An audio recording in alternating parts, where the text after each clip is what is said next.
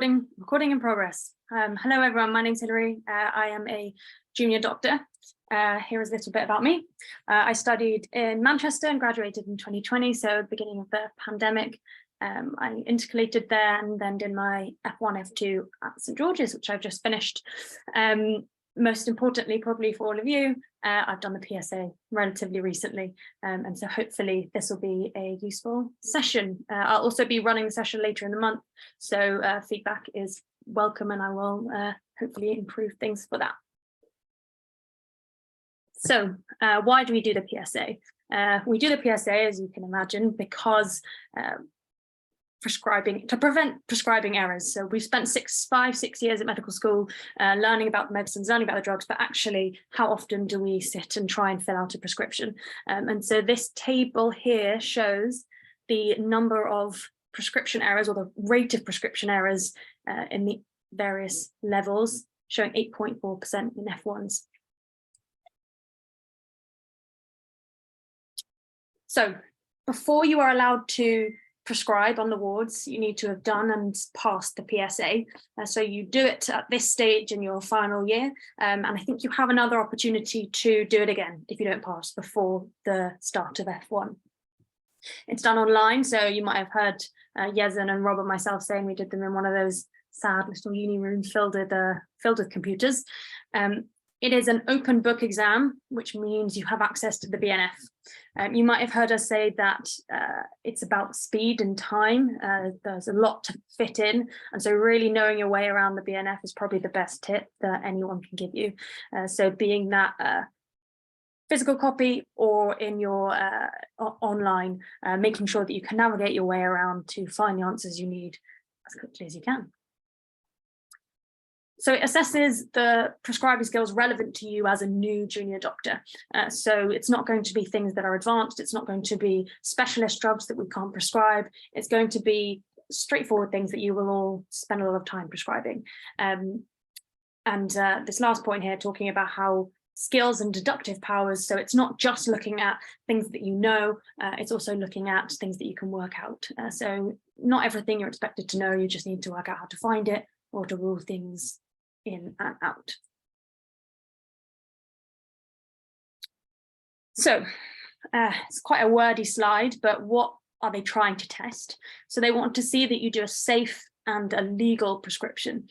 You may have had that in your OSCEs or previous exams throughout med school. So knowing the things that need to be included, and if you miss gaps, no matter how right the answer is, if your name's not on it, you're not going to pass that question or get those points. It wants you to appraise the prescriptions of others. So when you're given a prescription and identifying what might be wrong with it. Plan for appropriate therapy for common things. So your fluids, your diabetes drugs, your insulin, diabetes drug, in providing patients with the appropriate information. And so that's not, again, not knowing the information at hand yourself, but being able to find the information about side effects or cautions in the BNF and being able to relate that. And all that information should be available to you in the exam. There will be some calculations for safe and appropriate medications. There will be questions about monitoring medicines, so where you have to take levels, and when medicines go wrong, so side effects and how we're meant to report them. This is kind of summarized in this wheel here, mapping on to the different sections in the exam. So the first section will ask you to prescribe. The next section will ask you to review other people's prescriptions. The next section will ask you to plan management. The next section will ask you to find and provide information to a patient. Then there will be questions to ask you to do some calculations, adverse drug reactions, and then drug monitoring. So that's how they split up the exam. And that's how they split up the marks. So it's out of 200 in total, and you're given a certain number of marks per question for each of those sections. And so sometimes there might be questions that have a number of right answers, and you've got to try and get as many of them as you can. And there's no negative marking, I don't believe.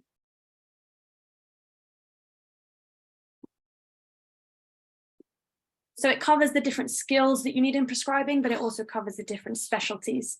So it will have questions on each of these topics. So medical, prescribing, surgical, focusing more specifically on geriatrics, children, mental health, obs and gynae, and general practice prescribing. And it also looks, there will be at least one item on these medications here, and that's because these are most commonly associated with harm, adverse side effects, and death. So getting those right is the most important. So I think in terms of practicing, you want to do the questions that you can do. You want to do, get really comfortable with the BNF, and you want to be aware of these key drugs. And hopefully you've learned quite a bit about them in med school so far. So today we're going to do a mock test. So we've got 20 questions, going to give you about a minute and a half per question. We're going to go through them all. And if you just make a note of all of your answers, we'll then maybe take a couple minutes break, have a breather, and then go through each of those questions, and I'll explain why the answer is the right answer. And that way you can tally up the questions, the marks that you get as we go through. And so we've also got the chat. So Yezin and Rob are here to hopefully in the chat, and I might try and answer them as we go as well. So just before we start, I'll give you a bit of a look at what the exam looks like. This is what all the questions look like. As you can see, it was probably designed in the early 1990s and hasn't been updated much since then, but it's clear, and it gives you the boxes that you're meant to fill in. So you'll have the question on the left and the top in the blue box. It will have the background in the blue box, the question clearly in the green box, and then your ability to put in the answer on the right-hand side. So at the ready, if people have a pen and paper to jot down your answers, and access to the BNF. So I will hop on to this slide and have this up whilst you get your things together. So this is the abbreviations that are commonly used. Any other abbreviations should not be used, and you should be writing them out in full. And marks are deduced for not writing them out in full. Most prescribing across the UK now is done online, but there are quite a lot of places that still have paper prescribing. So having clear, legible writing is important, and not therefore abbreviating. So what we'll do is leave that on here for a minute while I get up a timer and people get their things together. And then we will start. So one piece of feedback, Hilary, when we did this last was when you're just about to switch over to the next question, just say like 10 seconds remaining or something like that, or yep. 10 seconds to finish. That seemed to be no problem. Help. Do either you or Rob want to add anything before we start the only thing I'd say is that am I right in saying, if I remember correctly, the it's like a drop down, isn't it? That you sort of, when you're putting things in, like if you like omeprazole, for example, it will sort of come up. Yeah, it auto fills out. Yeah, you're right. Okay. So that's quite helpful, I think, isn't it? Because you can, can select from a list. So yeah, that's the only thing. Thanks. Great. Rob, anything? No, all good. Okay. So we're going to start the test now, and I will flag up when you have 10 seconds before the next question. Okay. And we're starting now.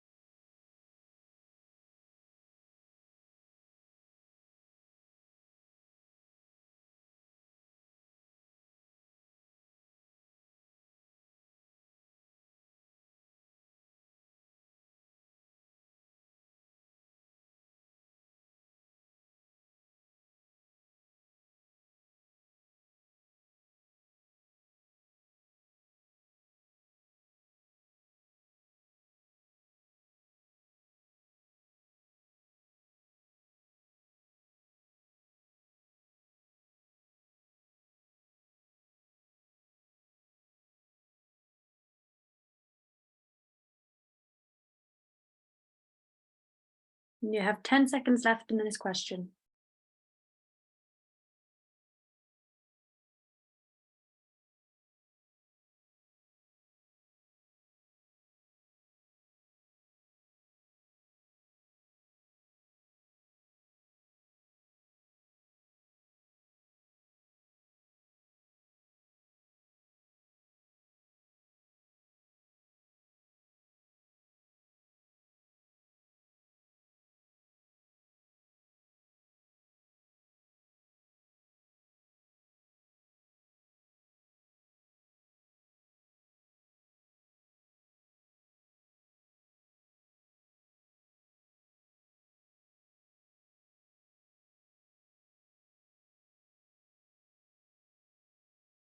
Sorry about that. We're still on question 2.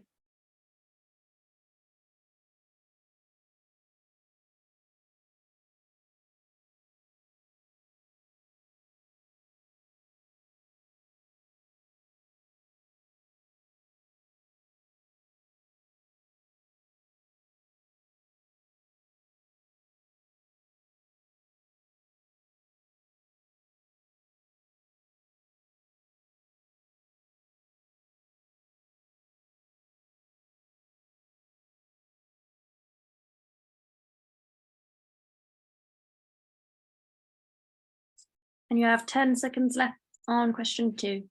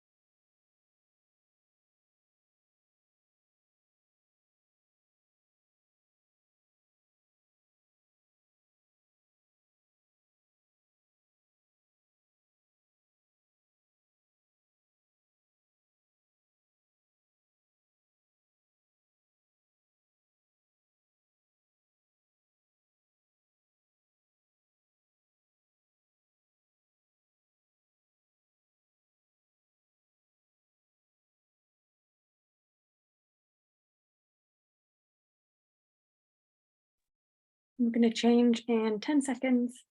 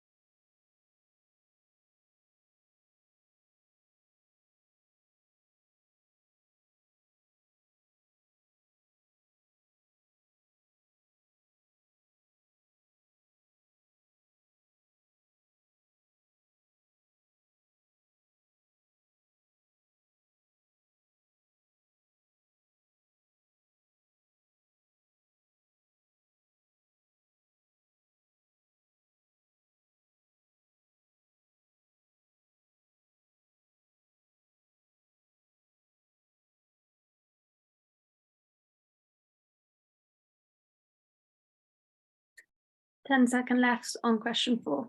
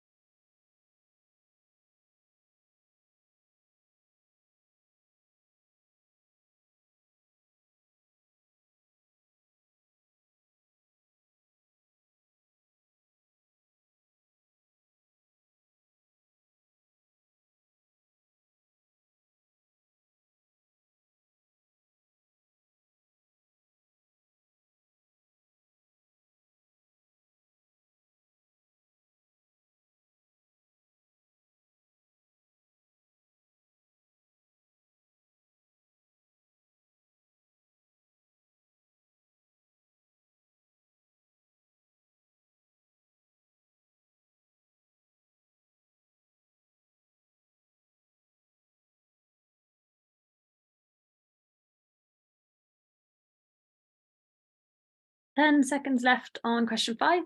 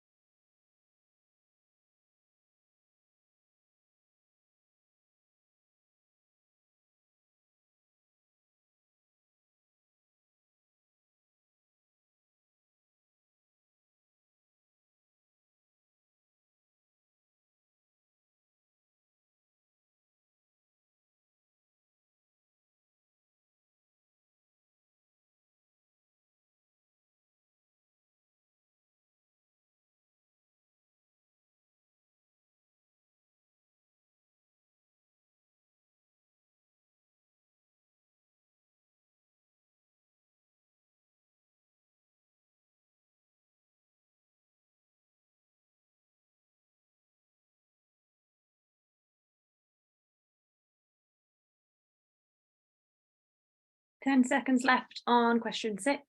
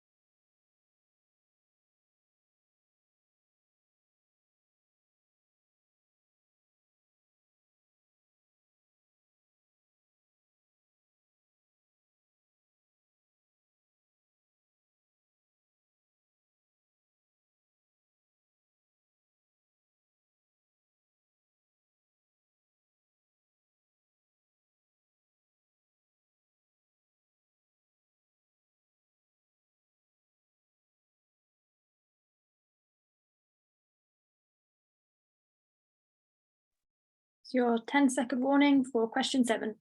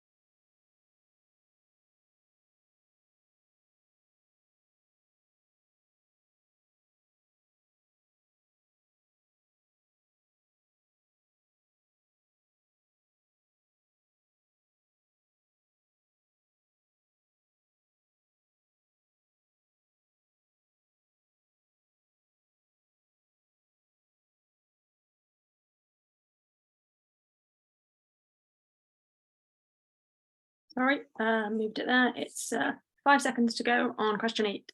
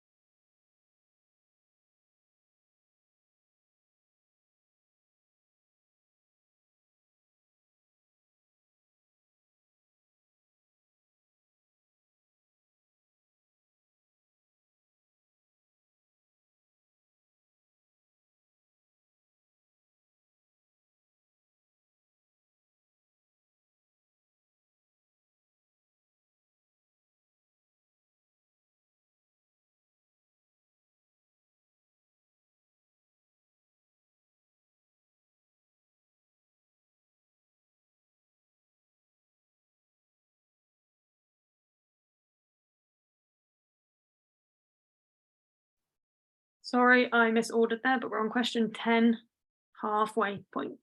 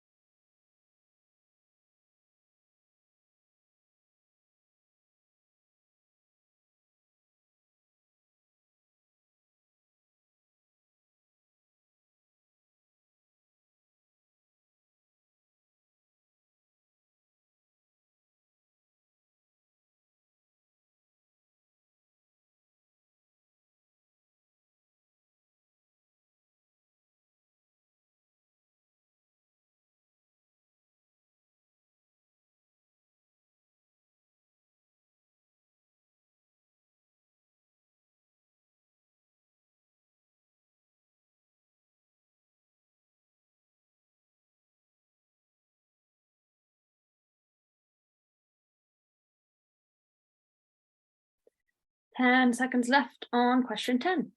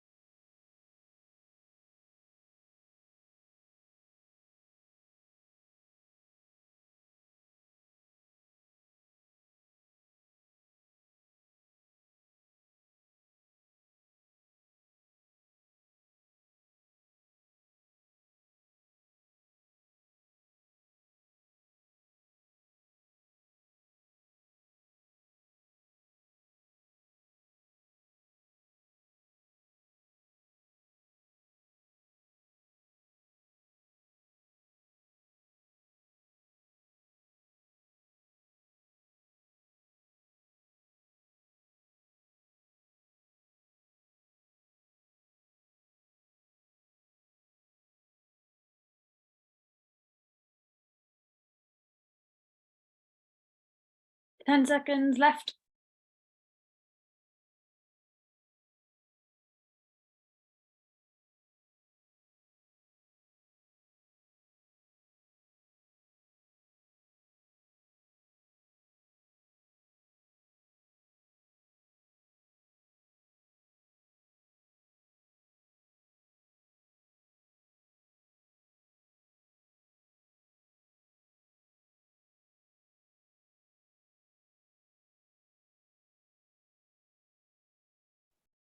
Ten seconds left.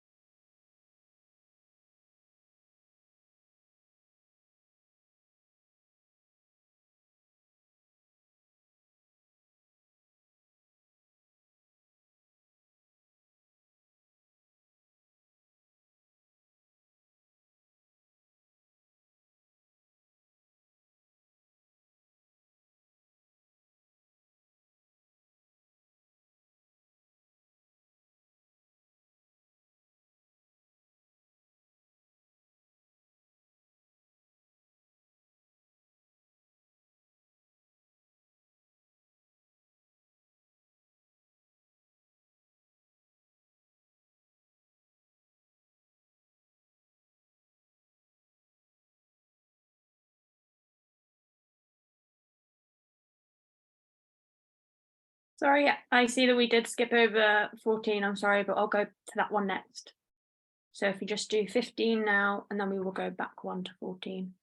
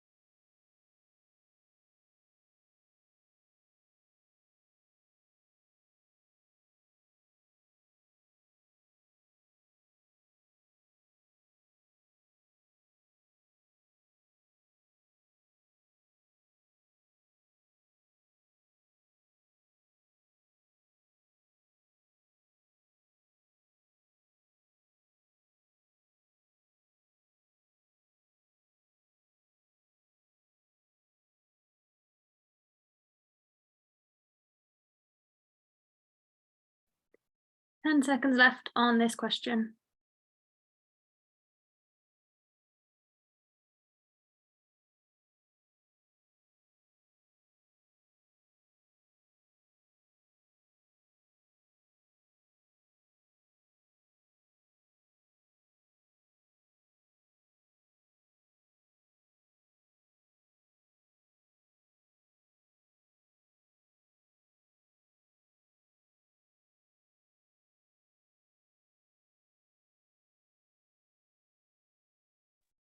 Hillary, did we do 13? So people are just asking on the chat. Yeah, we just did 13. Okay. Yeah. We did 12, 13. Cool.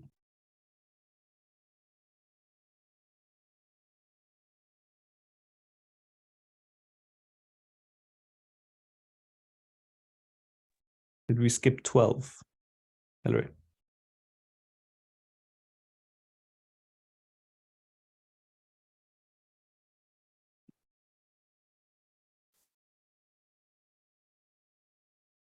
Oh, you're muted.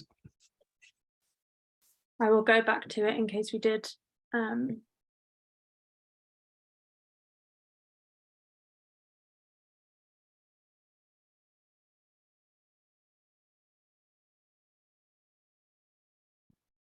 seconds left on this one.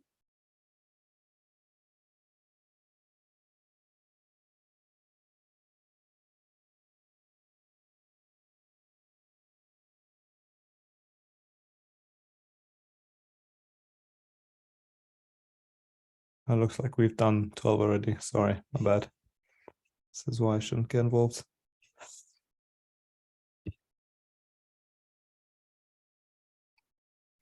Okay, we should now be on 16, starting again. I think I got a bit click happy there.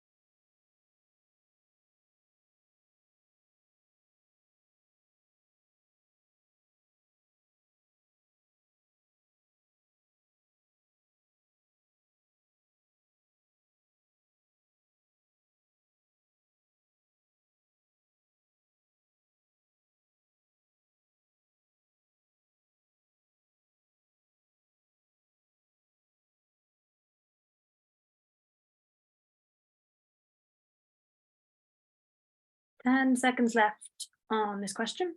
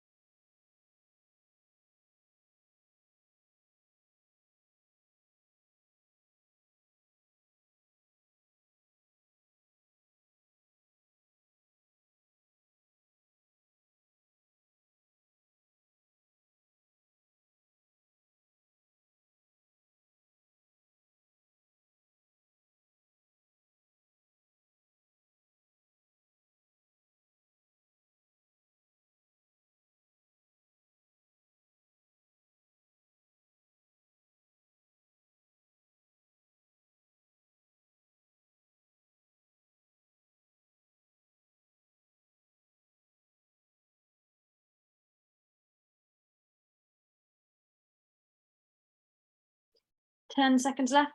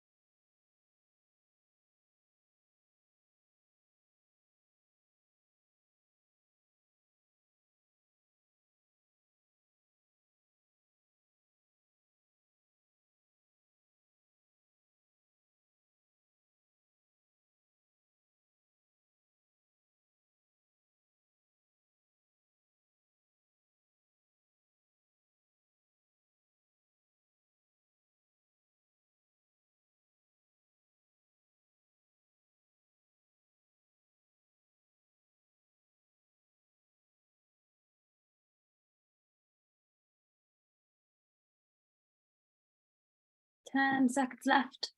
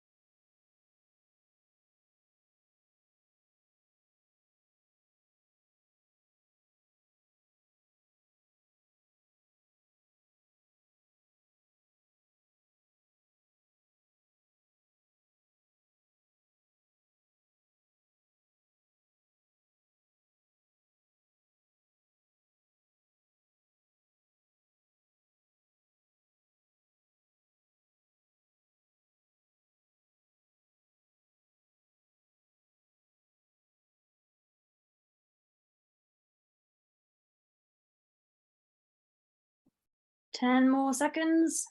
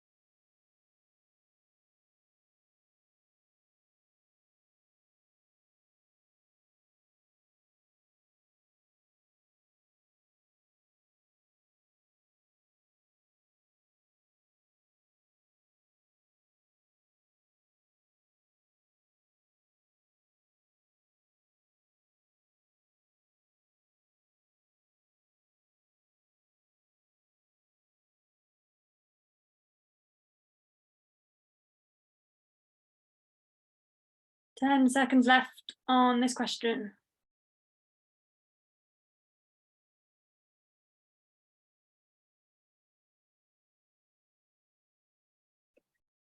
So that is the end of the mock test. I'm sorry that we got a bit mixed up in the order there. I think that was my clicking issues. I hope everyone saw all the questions. Has anyone put any questions in the chat? Rob has diligently been going through them, so thank you, Rob. Hopefully that's all been answered. Great. So guys, there's just put the feedback form in if anyone who's to leave early. If you fill the feedback form in, then we'll send you the slides after the session. So that's okay. Some people have been asking for the slides, so just need to put it together and then send that over. So cool. Yeah, and then yeah, I'll put it towards later on towards the end of the session as well. And yes, it'll be put on YouTube as well. The recording, definitely. Cool. Okay. If I give people just maybe 1 more minute, just get themselves together. Time management is probably one of the biggest things in the exam. I guess you'll have a clock on the screen, and being aware of how long you want per question is quite good. So what we'll do is we'll go through each of the questions in turn, what the right answers were, and a bit about why.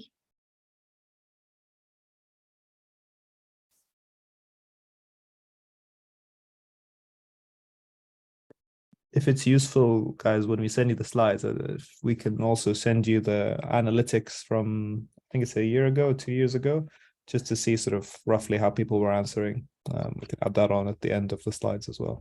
Some people found it useful just to give an idea where everyone was. I think from the last time we gave it, some people found it a bit difficult, some people found it a bit sort of too hard, but again, it's very early days, you know, still most of you haven't even thought about the PSA, so kind of put you on the deep end, so bear with us. Everyone's ahead of the curve. Okay, so let's get going. Question 1. So this corresponds to section 1 of the PSA, where you're asked to write a prescription.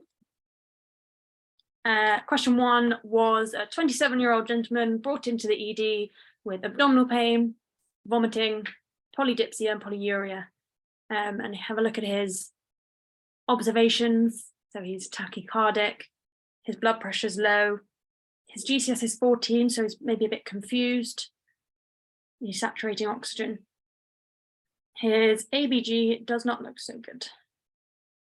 He's acidotic with high sugars and high ketones. So he's in diabetic ketoacidosis, and the question asks, write a prescription for one drug that is most appropriate to treat the high blood glucose levels. And this is the answer. So you should have your name in the prescriber section and the date today, otherwise it's not a legal prescription. So Novorapid is the brand name. Brand names that are to be used when writing prescriptions are for insulin, for anti-epileptic drugs. Otherwise, you should always be using the generic name. Correctly prescribing, it should be 0.1 units per kilo per hour. So this person is a conveniently, I'm guessing, yeah, 75 kilo person. So 7.5 units per hour, intravenous infusion, giving it once. DKA is an emergency that comes up quite a lot. So initially, the treatment is fluid resuscitation and a fixed rate insulin infusion. The fluids need to come first, but the question specifically asks, how are we treating the DKA? So how are we treating the high blood sugar? So once you start doing that and the sugar comes down, you need to replace sugar and correct any electrolyte abnormalities. So hypokalemia being the most common one. So you start by your ATE assessment of the patient, getting IV access, getting the investigations, but really starting the fluid straight away. So people in DKA tend to be very dehydrated. And particularly if they're hypotensive, you want to give a stat, not just over 1 hour. So after you start the fluids, then you start this fixed rate insulin, as I said, but it's important to really read the question, what it's asking you. They like to stumble you up with their wording, so keep an eye out. And then you're regularly monitoring and then adjusting your management accordingly. So that's in the first hour.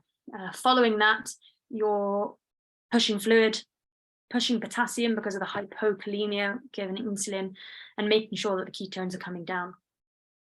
You can increase insulin, measure urine output to see if you're maintaining, and monitoring glucose levels. So once you start dropping below a certain threshold, so below 14 millimoles per litre, you start running glucose alongside the saline. Question 2, also writing a prescription. A 19-year-old man with a sudden onset 2-hour history of shortness of breath and wheezing. He's got a past medical history of asthma. And so one could maybe presume that he's come in with an asthma attack, but they've assessed him. He's really, it seems quite a severe asthma attack. He can't speak in full sentences. He is saturating 95% on room air, and his gas is actually okay. So he is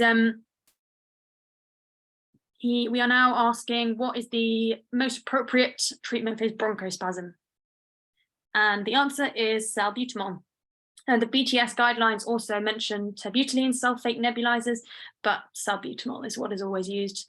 So 2.5 to 5 milligrams nebulized once off, and then you can repeat that as needed and escalate as needed. But salbutamol, a short acting beta-2 agonist to widen the airways and treat the bronchospasm. Just a little bit about the management of acute asthma. So sitting people up, oxygen on, so you've got that in your A to E assessment. You're starting with your salbutamol. There's an acronym that I learned in med school that I don't think I should say that's going to go onto the YouTube, but oxygen, salbutamol, hydrocortisone, so steroids, possibly ipratropium, and then can escalate to things like theophylline, magnesium, and nebulized salbutamol more regularly. And that's, at this point, you're going to be contacting, well before this point, you're going to be contacting your seniors, but salbutamol nebulized is a good place to start. For someone who's having an acute asthma attack, we want to be monitoring their GCS, their gases to see that their carbon dioxide is safe, and peak flow, so seeing that it's improving. Moving on to question 3. So another prescription question. A 51-year-old lady has come in with dysuria, foul smelling urine, and urinary frequency. She doesn't have any loin to groin pain or rigors that might suggest pyelonephritis, but it does sound like UTI, a urinary tract infection. On examination, there is nothing hugely untoward, and her dip shows just hematuria. It's otherwise normal. So UTIs, urinary tract infections, are a clinical diagnosis, and even though this investigation isn't lighting up with your leukocytes and your nitrites, it seems like she warrants treatment.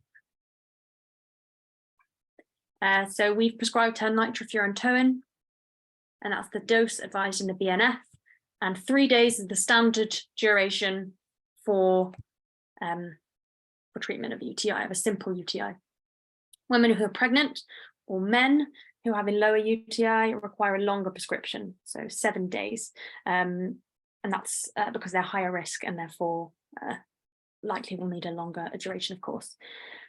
Once the MCS, once the urine comes back, if you know that it's sensitive to a particular or different antibiotic, then you might switch it, but that's the kind of empirical first line. And this kind of covers that a bit more. So these are some of the antibiotics that are used in the treatment of urinary tract infections. Trimethoprim, it can cause a falsely elevated creatinine, and that's because it inhibits tubular secretion of the waste product. I think that's unlikely to come up in the PSA, but that's kind of a common adverse finding to be aware of. So if you have AKI and someone who's just started trimethoprim, it might not be a true rise in creatinine. Nitrofurantoin, common, but if someone's in an AKI, you wouldn't want to prescribe that. And if somebody is pregnant, you would also want to have amoxicillin, so a harder hit. Some of the stronger medicines, gentamicin, ciprofloxacin, comoxiclav, have some side effects to be aware of. Gentamicin is known for its ototoxicity and nephrotoxicity, and you've got to monitor its levels because of these risks. Ciprofloxacin is a high risk for C. difficile. So if you're having ciprofloxacin followed by diarrhea, then you've got to consider C. diff. Effects on the ECG, on cardiac function, so prolonging of the QT interval, and Achilles tendinitis. And coamoxiclav increases the risk of cholestasis.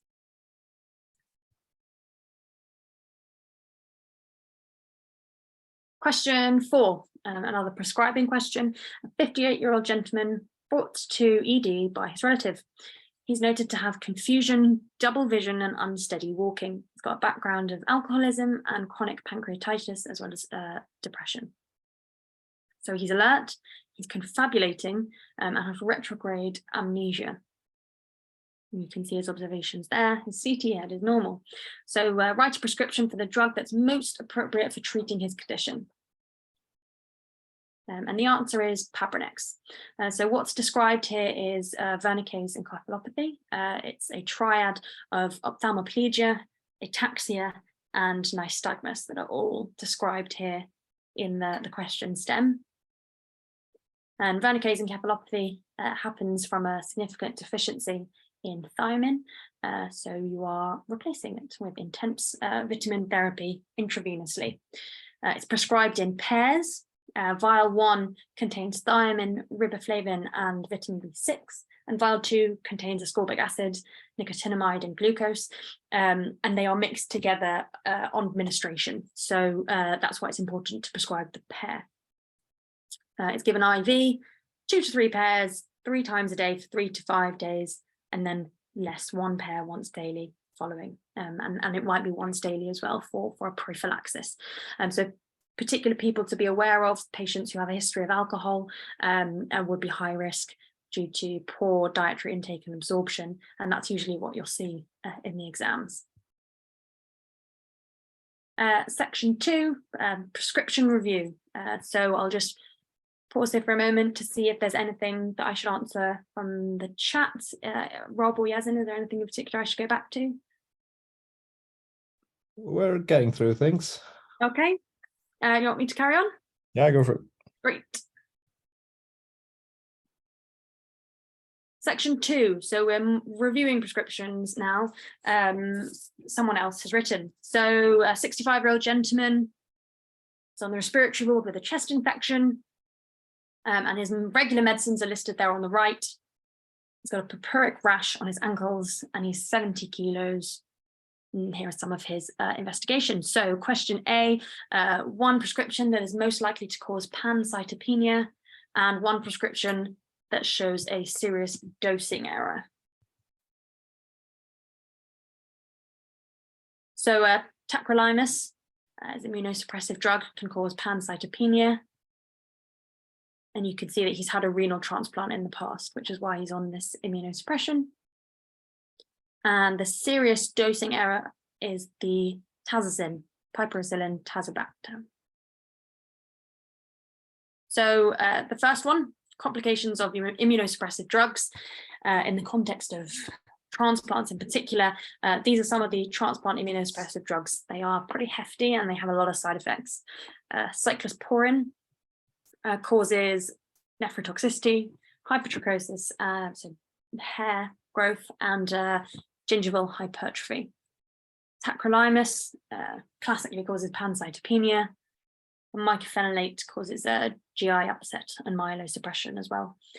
So in that sort of question, it's tricky to be searching for each of them. So having a vague idea that some of these more intense drugs can cause such side effects, and maybe using your reductive skills to get rid of some of these that you might know better than you know tacrolimus.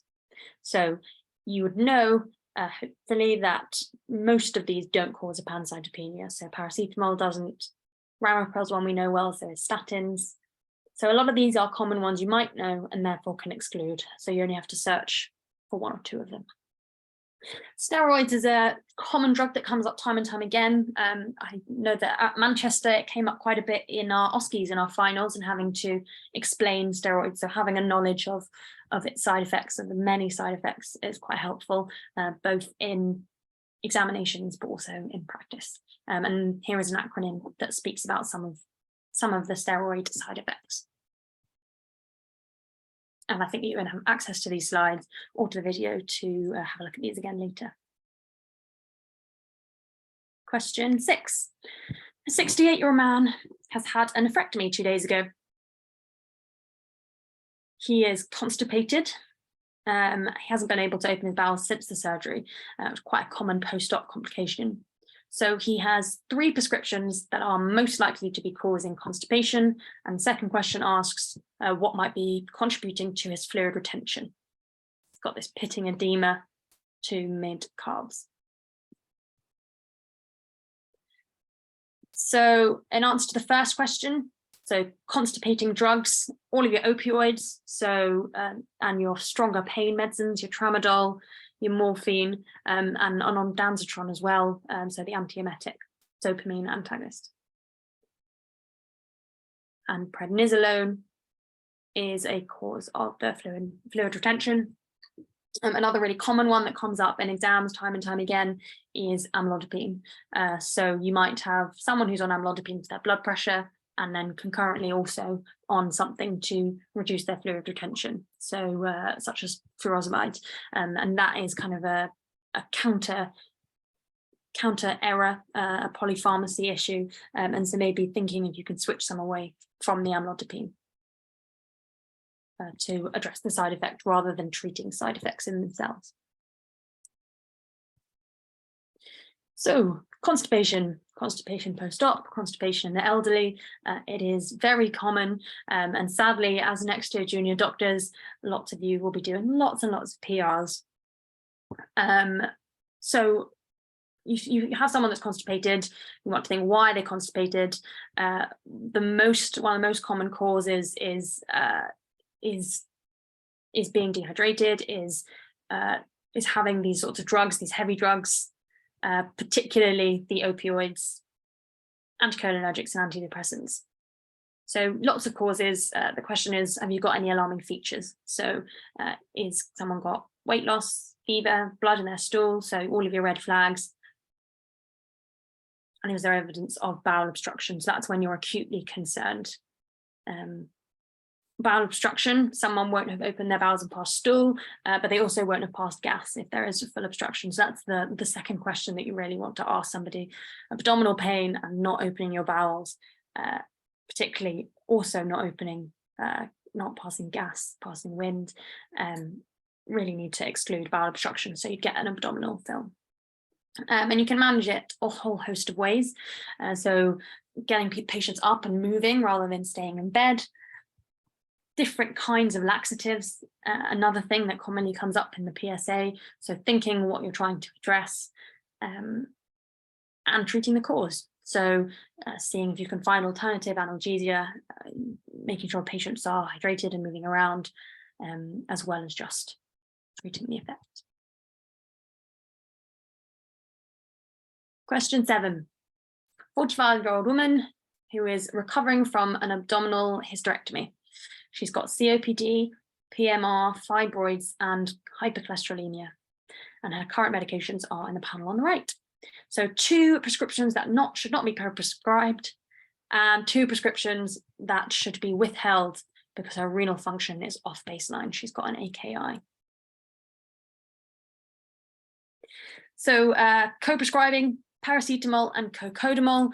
This one we should try and tackle out before looking in the BNF. So cocodamol, as we all know, has paracetamol in it, and so you shouldn't be having something with paracetamol, and paracetamol increases your risk of toxicity. And the second question is drugs that should be held until the renal function recovers. So cocodamol, any opiates, and ibuprofen, NSAIDs. Yeah, so non-steroidal anti-inflammatories. The mnemonic is DAM, stop the DAM drugs in AKI. So diuretics, ACE inhibitors, metformin, and NSAIDs. There are many others, but those are the kind of 4 to keep at the front of your mind. Question 8. So a 75-year-old man with a UTI. He's confused, and we're trying to work out why. So which of these 3 drugs could cause confusion or contribute to confusion?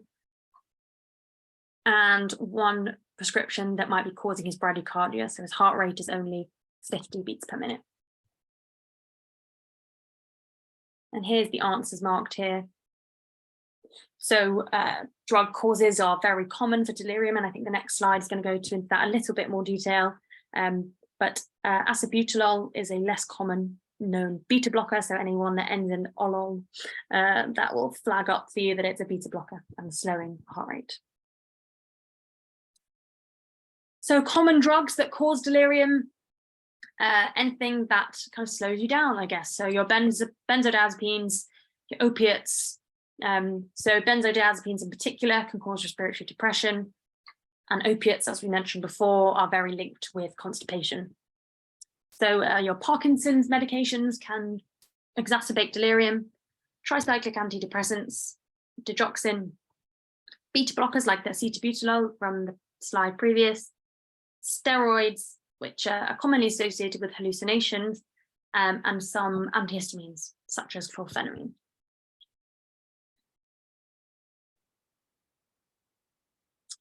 So, section 3, moving on, planning management. Question 9. So a 72-year-old lady has come to A&E with shortness of breath and chest pain, has a background of congestive heart failure. She is hypoxic, been given oxygen, and is in sinus tachycardia.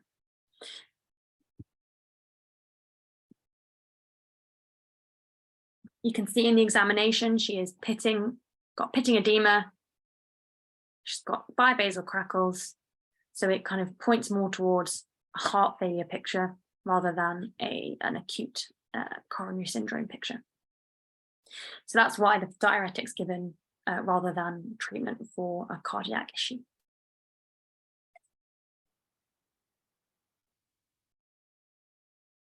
So just a treatment of acute pulmonary edema.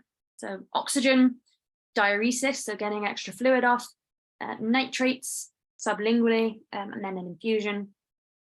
And you can consider these other treatments. So they were mentioned on the previous slide, the CPAP, the inotropes, but furosemide is where you would start, and monitoring. So daily weights, seeing that the fluid is coming down, and so therefore the weight is coming down, people are urinating it off, and daily use to monitor renal function. So I've just gone back here, and you can see that GTN would be your go-to if you thought this was anginal or cardiac challenging pain. Morphine is just going to settle the pain, but it's not going to manage the situation at present. Digoxin you would use if the ECG was more abnormal or different. And CPAP therapy, again, these might come into play later on, but furosemide is really where you want to start with such fluid overload. Question 10. So a 54-year-old man comes to his GP. He's got type 2 diabetes and is on metformin and has been up titrated. So he's on 500 milligrams 4 times a day. His HbA1c is still 61, so it's still pretty high, and he's not got anything on his dipstick. So how can we manage his poor diabetes control? We can add in another medication. So adding in gliclazide. That's the next step in management. So HbA1c over 48 is type 2 diabetes. So over 42 is pre-diabetes. And then you would consider adding in a new agent when someone's HbA1c is at about 58. And then actually in the BNF, it should have a clinical summary for type 2 diabetes stepwise management. Metformin, we've gone to the maximum here. I think 1 gram BD or 500 milligrams QDS is the maximum, so not the metformin answers. And he doesn't quite meet the criteria for these other two. So a gliclazide is what would be your next move. And this is a very useful slide that's good to reference back to, of the effects of the different, the mechanisms and effects of the different anti-diabetic agents. It's something to get a grips with and have a quick way of accessing the information, but you don't need to keep it to memory. So metformin is your starting medicine for type 2 diabetes, and it increases insulin sensitivity. It's not going to be causing hypoglycemia. Sulfonylureas is what we're having next. Gliclazide stimulates insulin secretion, can cause weight gain, except for gliclazide, which is the most commonly used one, but it also can cause hypos. So you've got to have hypoglycemia awareness. I'll just let you have a little look at the remaining ones. And we will move on for the sake of time. Question 11, 24-year-old lady. She's got pain in her left breast. She's 6 weeks postpartum and is just taking analgesia at the moment. And she's continuing to express milk. She has no known drug allergies. And on examination, it appears that she has mastitis. So lactational mastitis, which is the diagnosis you can find. So you would be able to search in the BNF. So she's lactating and she's got mastitis. Mastitis summary, the first line is flucloxacillin. Question 12. I know this is where we got a little bit mixed up from here. So hopefully we're on the same page and you know which question I'm talking about. So question 12, we have a 9-year-old who comes to CAMS. She's low in mood and she's hitting all of the signs of clinical depression. She's got a background of self-harming. And so I think of the appropriate management options, starting medication is a good idea. I think for young children with mental health issues, primarily you hope to start with psychological intervention. It's less common to prescribe antidepressants, but the question clearly outlines we're going to prescribe something. The question is what? And the answer is fluoxetine. So SSRIs come up commonly in the exam. You have to have mental health questions, and it's a commonly seen one in kids. So under 18, you're going to be given fluoxetine, and it should have that outlined in the BNF. From her age, you can go to the BNFC and search for it that way. So actually, I think these are either SNRIs or SSRIs. So when you're searching for them in the BNF, you can go by drug class, and in the BNFC, it should say fluoxetine as first. Common side effects with SSRIs are GI upset, so nausea, can cause peptic ulcers, insomnia, and it can affect libido. They're relatively safe in overdose. Overdose management may come up, but tricyclic antidepressants, in contrast, are particularly bad. In pregnancy, fluoxetine, citalopram, or sertraline are used, although I think it's unlikely for that to come up in your exam because it's quite a specialist thing to do. The safest SSRI in ischemic heart disease is sertraline. Sertraline for safe ticker, if that's going to help you remember it. Advice. So you might have to counsel people. I know that in my med school, we had to do counseling stations about SSRIs. So don't stop suddenly. We've got the risk of serotonin syndrome. The flagged patients that depression might get worse before it gets better. So safety netting for the first 2 weeks or so after taking the medication. It may take some time to work, and it tends to work best not on its own, but with psychological therapy. Section 4, providing information. Question 13. So a 60-year-old man comes to the rapid access chest pain clinic. He's got a background, a cardiac background, hypertension, high cholesterol, taking cardiac medicines, and he's offered GTN to take when he needs it to alleviate anginal pain. So select the most important information that should be provided to the patient.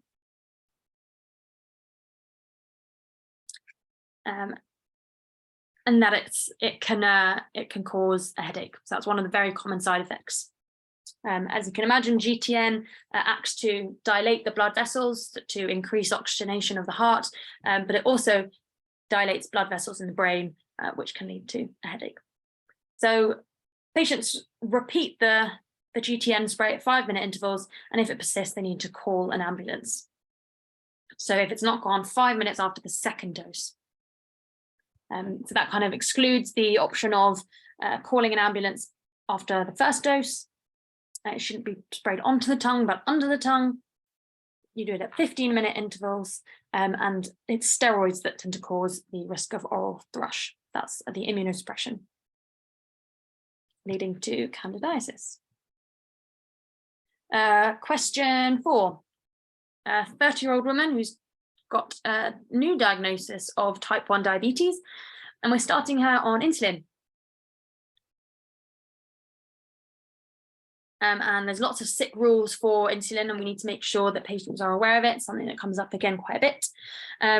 You don't want to be injecting insulin at the same spot each time. That's going to be uncomfortable, cause bruising and lumps under the skin.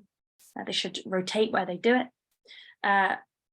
Patients should not freeze their insulin. It may cause weight loss, but it's important. That's not the most important thing to be telling people. And it is known to cause hypoglycemia. During sickness, patients have to check their blood glucose levels, but continue long-acting. So may monitor and change their bolus doses.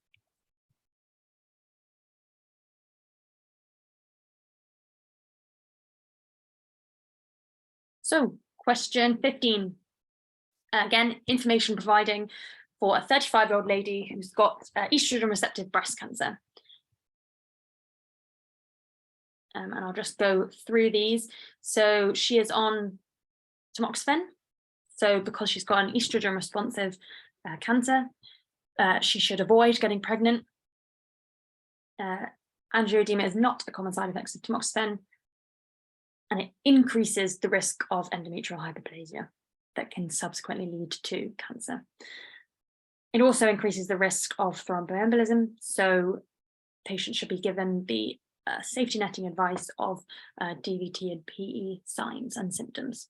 So if she does seek medical help, if she does experience breathlessness, she should seek medical help immediately. So increased VTE risk, increased likelihood of PEs, and therefore you should be aware of that. Okay, onto the calculation section. Everyone keeping up, keeping track? Question 16. A 37-year-old lady, hypertension in pregnancy. So the first line is labetalol infusion.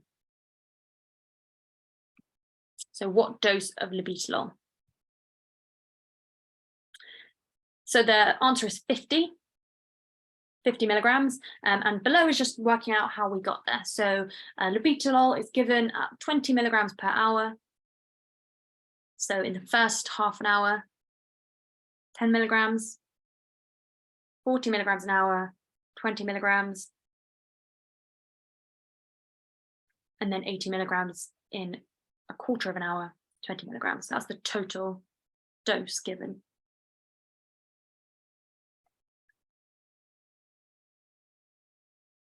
Okay, 17.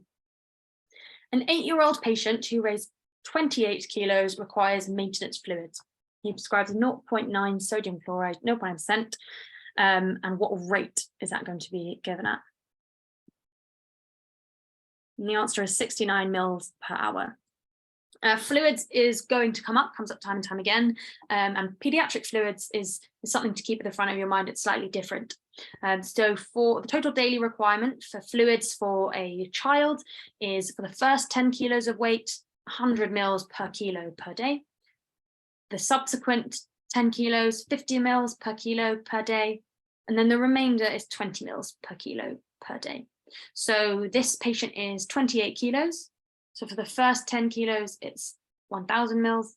For the second 10 kilos, it is 500 mils. And the remaining 8 kilos, it's 8 times 20, 160 mils. So adding all of those together, dividing by 24 hours, because it's mils per hour, you get 69 mils per hour.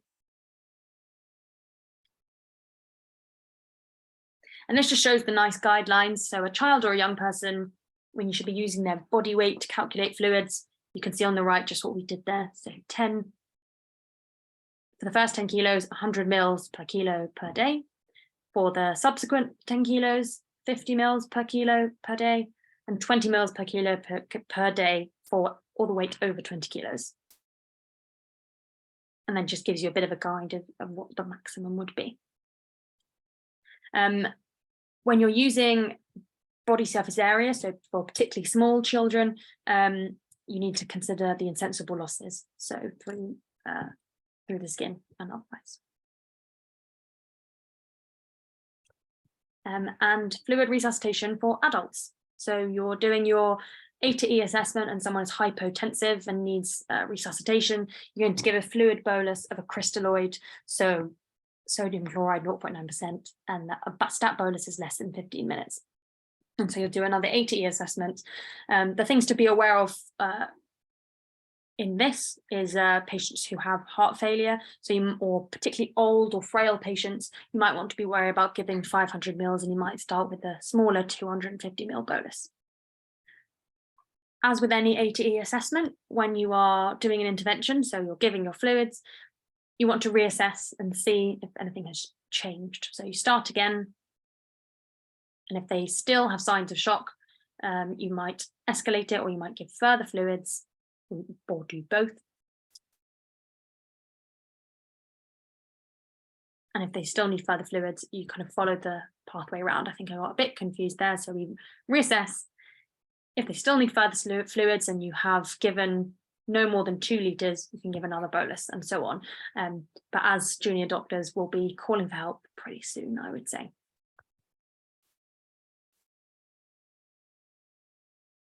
So this is looking at maintenance fluids.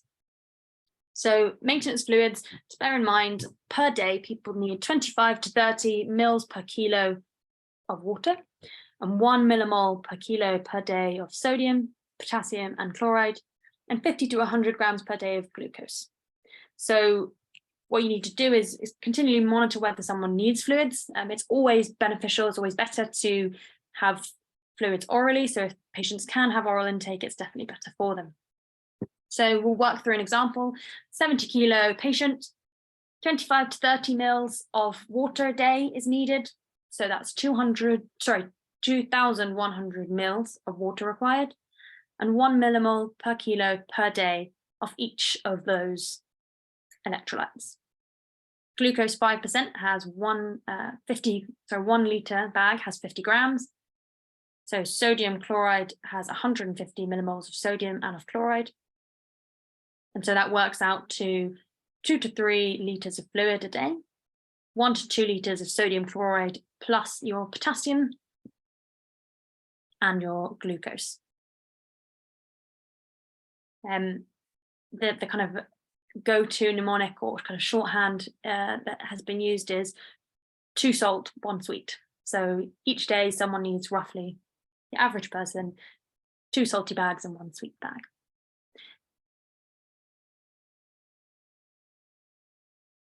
So this is quite an intense slide showing you the fluid maintenance algorithm. And on the left side of algorithm 3 is the routine maintenance that we've been talking about. And in the orange on the right is thinking about patients who have more losses. So ongoing losses might be in drains, vomiting, urine, diarrhea, polyuria, failure of various organs, redistribution of fluid, and electrolyte imbalances. So really thinking about extra fluid lost, extra electrolytes lost, and making sure that we keep people at an equilibrium, because the routine maintenance is presuming no other ill health conditions. Question 18. So we are coming near to the end. An 8-year-old patient who is 35 kilos has a community-acquired pneumonia, given amoxicillin, and so we asked you to work out the maximum dose. That was 3 grams. So I'm sorry, this is a bit wordy, but I'll just talk it through. Amoxicillin for an 8-year-old is usually 500 milligrams 3 times a day. It can be increased to 30 milligrams per kilogram 3 times a day. So the patient is 35 kilos. So if it's 30 milligrams per kilo, it's 1,050 milligrams. But there is a maximum 1 gram per dose. So if this is given 3 times a day, the maximum is 3 grams in a day. Okay, question 19. 62-year-old patient who weighs 70 kilos, has pyelonephritis, and is prescribed gentamicin at 5 milligrams per kilogram. This is rounded up to the nearest 20 milligrams. What is the dose of gentamicin given per minute? So it's asking for the rate here. Gentamicin prescribing is one that we all find challenging and is one important to get right. Lots of hospitals have set orders on the computer, but sadly for the exam, you need to work it through yourself. So if we start with the dose, so how much we're giving. So for a 70 kilogram person, 5 milligrams per kilogram, 70 times 5 is 350. And this is above 200, so it's rounded to the nearest 20. So 360 milligrams. And this is given over 1 hour. So it's 360 milligrams over 60 minutes. So that's 6 milligrams per minute. So things to consider when prescribing gentamicin is the patient's BMI and the creatinine clearance. So patients who have a poor creatinine clearance will need different dosing of the gentamicin, including gentamicin monitoring.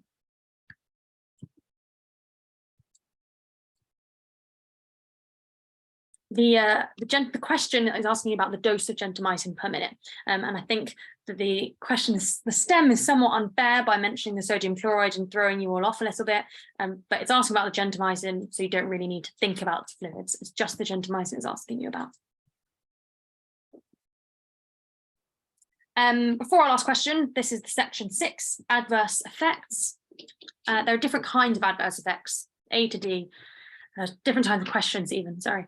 Type A, as you would imagine, what is the most likely adverse effect? Other types, they give you a list of prescriptions and ask you which one is most likely to be causing the adverse effect in the question. Type C is talking about interactions or worsening of effects. And type D is asking for the most appropriate option of management of the drug reaction.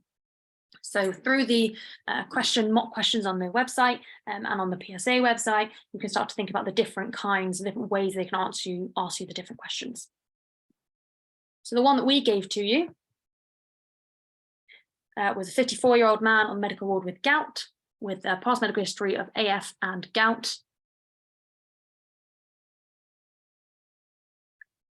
And we're looking at which of these medications is most likely to interact with the rivaroxaban, causing gastrointestinal bleed. So the answer is indomethacin. NSAIDs, like naproxen or ibuprofen, are known to increase the risk of gastrointestinal bleeding, especially with an anticoagulant as well. So they interact to increase the risk of gastrointestinal bleeding.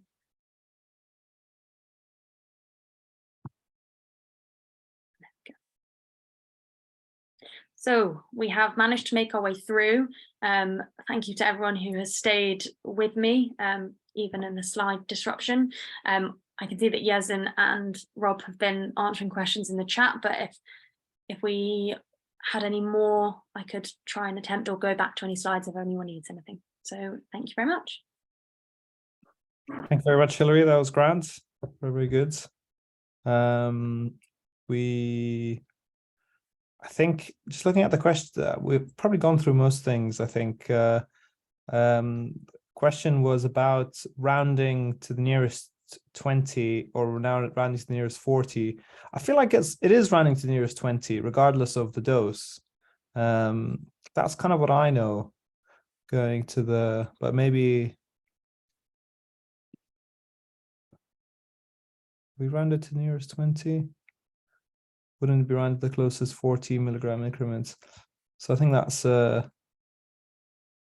yeah, that's fine. We can have a think about it. I think I'm not sure it's a huge point, to be honest, but what we'll do is when we send out an email, we can sort of review it and let you know about it. Sorry about that. And I think that is the sort of thing that they would, I mean, we'll definitely check if that's right or not, but it would be included in the question. They're not expecting you to know that off the top. So I think from previous feedback, someone's asking, is this similar to the real exam, or do you think it's easier, harder? I think this is obviously a selection from our memory. I think this is probably Is it maybe just probably about the same as exam? Maybe last year the exam was really hard, I think, from what I remember. I don't know, Rob, what do you think? You were the one who did it last year. Yeah, there was a lot of very niche things that came up, such as threadworm treatment. Yeah, a lot of my friends found it quite difficult, as did I. Okay. Yeah, I think it's quite variable over the years. I mean, we've tried to sort of cover the vast majority of the common stuff that comes up, but the idea is that it's going to be sort of benchmarked against your cohort. So if everyone else is finding it difficult, then it's fine because the pass mark will just be lower. Cool. So, and then I guess some students were asking about like going through the BNF, a sort of a walkthrough. Do you think that'll be useful, Rob, or what do you think? Or is it just a question of just going through it yourself, really? I think it's a question of going through it yourself. I found it's really easy to pick up once you've done a few practice papers using the BNF alongside it. I found that I got much quicker. Yeah, it's like when you do computer training for hospital or an introductory video on how to use your new phone. There's nothing quite like just doing it. You're just getting your way of getting around it, and there are lots of different ways. I've seen a little bit, I know I've only seen the few questions that are in the chat now. If you can't use the interaction checker, you can still see the interactions for each medication. So if you go onto amlodipine, you can see amlodipine side effects. The thing that you may not have access to is the BNF section where you can put in all the drugs and it tells you which interactions are present. So you don't need to know. Cool. I think for the fluid stuff, because we don't really have time to go through again, you may have to watch the video, but also if you just look at the nice guidelines on fluid maintenance, it's quite detailed, I think. So you can probably have a look at that. It's all fairly sort of, it's unfortunately something you just have to kind of memorize and commit to memory really in certain instances. So fine. So where do we get these questions from? We wrote them between junior and senior doctors. So yeah, that's where the questions came from. The whole gentamicin thing we can review. We will upload on YouTube. Practice papers on the PSA website. Are there practice papers? You do get practice papers as well as part of the PSA prep, Rob, right? Yeah, there are 3, I think, on the PSA website, which I would recommend using. Definitely. And then obviously you can use the ones on Quesmed as well. There's 5 now, I think. So that's fine. So we're just going through things, and you don't get access to the NICE ports to at least get access to the BNF portal, isn't it? Okay, so go through that. Okay. I don't think there were any other key questions. Anything else? Question papers on the website. Yes, they are on the website in the mock test section. I guess one point I'd like to make, just as a sort of, I suppose, senior sort of reg now, is that lots of the calculation stuff is actually very useful to know, because you do get asked it sometimes by nurses who aren't sure about certain things, and you have to sort of work it out together. So it is good to have that. I don't know, Hilary, if you've had that at any point where you've had to sort of calculate things. Yeah, I definitely have. I would say that there are people around to help, so it's good to have the skills. And by the time you get to reg level, you might feel more confident. But definitely as a junior doctor, there are people to double check who know what a big or small number for a particular drug might look like and can see that you're on the right track. Yeah. Cool. Okay, so how to go through BNF, we'd recommend going through stuff. Do you just need to know? Yeah, to a certain extent, you need to know the questions for numbers. I'm going to stop recording actually, because